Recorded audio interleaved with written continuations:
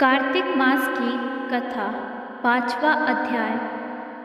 कार्तिक मास व्रत कथा के 5वें अध्याय में राजा पृथु से नारद जी ने कहा कि अश्विनी मास की शुक्ल पक्ष एकादशी से शुद्ध होकर कार्तिक मास का व्रत करना आरंभ करना चाहिए।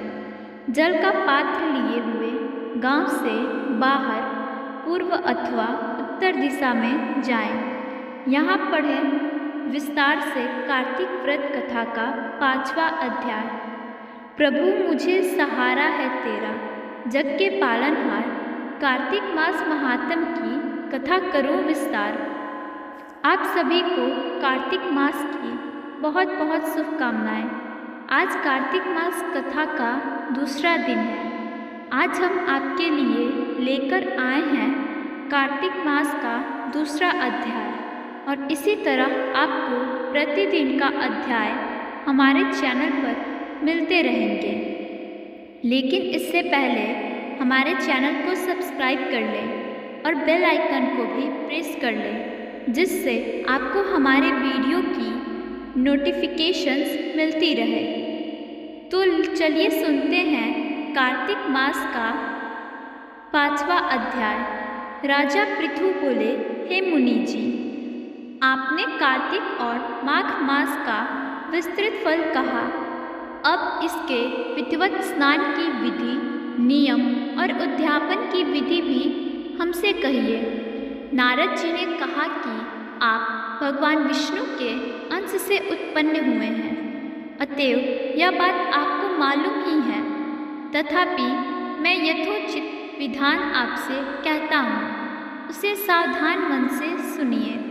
अश्विनी मास की शुक्ल पक्ष एकादशी से शुद्ध होकर कार्तिक मास का व्रत करना आरंभ कर रही है। इस व्रत को करने वाला सर्वदा रात्रि के चौथे प्रहर में उठे, जल का पात्र लिए हुए गांव से बाहर पूर्व अथवा उत्तर दिशा में जाए।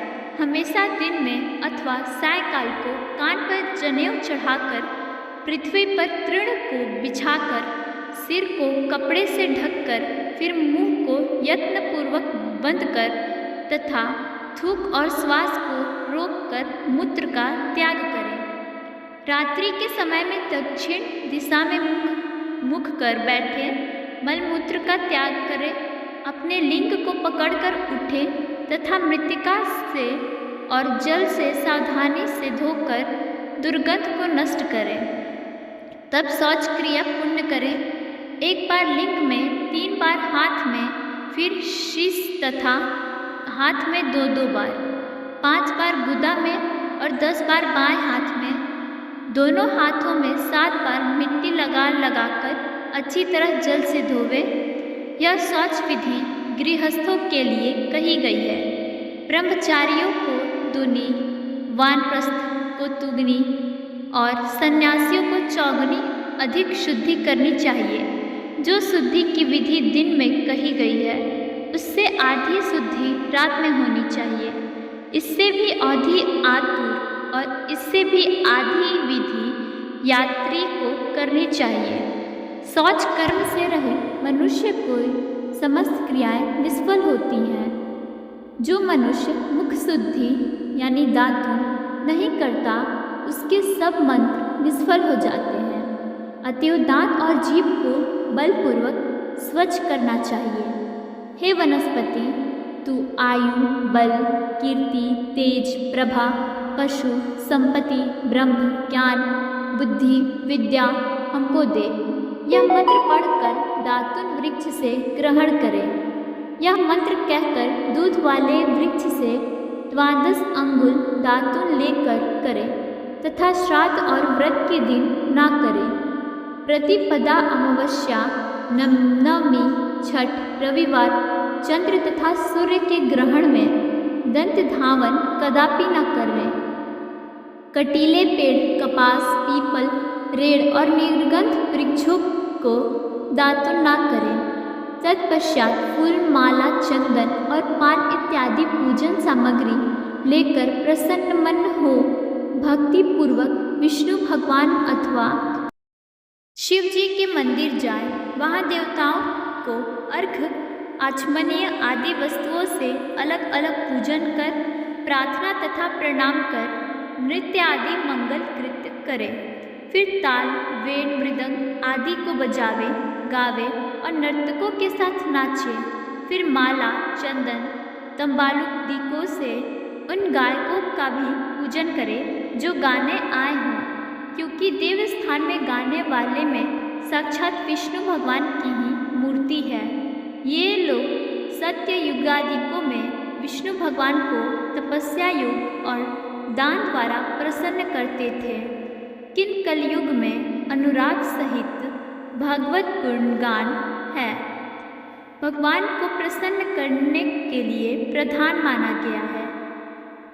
हे राजन, मैंने एक बार विष्णु भगवान से पूछा था कि आप अधिकतर कहाँ रहते हैं। यह सुनकर विष्णु भगवान ने कहा, हे नारद, मैं वैकुंठ में अथवा योगियों के हृदय में भी नहीं रहता, अपितु जहाँ मेरे भक्त मेरा गुणगान करते हैं वहाँ मैं अवश्य रहता हूँ। जो प्राणी चंदन मालादिकों से हमारे भक्तों का पूजन करते हैं, उससे मुझे जैसी प्रीति होती है वैसी प्रीति मेरे पूजन से भी नहीं हो सकती। जो मूर्ख पुराणों की कथा तथा मेरे भक्तों का कीर्तन सुनकर उसकी निंदा करते हैं, वो मेरे शत्रु सदृश हैं। शिरीष, धतूरा के गिरिजा, चमेली, केसर, कंदार, मदार तथा कुनेर के फूल और अक्षत से भगवान विष्णु की पूजा नहीं करनी चाहिए। अड़हुल, कंद, शिरीष, जूही, मालती, केवड़ा के पुष्पों से शिव जी का पूजन नहीं करना चाहिए। लक्ष्मी की अभिलाषा करने वाले पुरुष को चाहिए कि तुलसी पत्र से गणेश जी की, दुर्वा से दुर्गा जी की, अगस्त्य के फूल से सूर्य नारायण की पूजा न करें। जिन देवताओं के लिए पूजा में जो फूल निर्दिष्ट है, उन्हीं से उनका पूजन करें। इस प्रकार पूजन समाप्ति के पश्चात देवाधिदेव विष्णु भगवान से क्षमा याचना करें।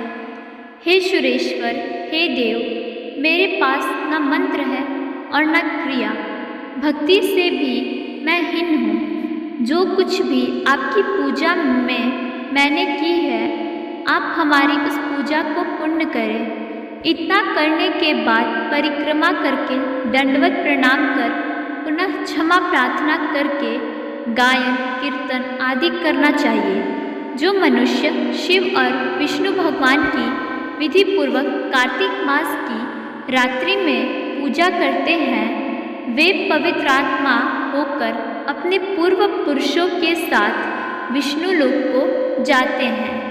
राधे राधे, धन्यवाद।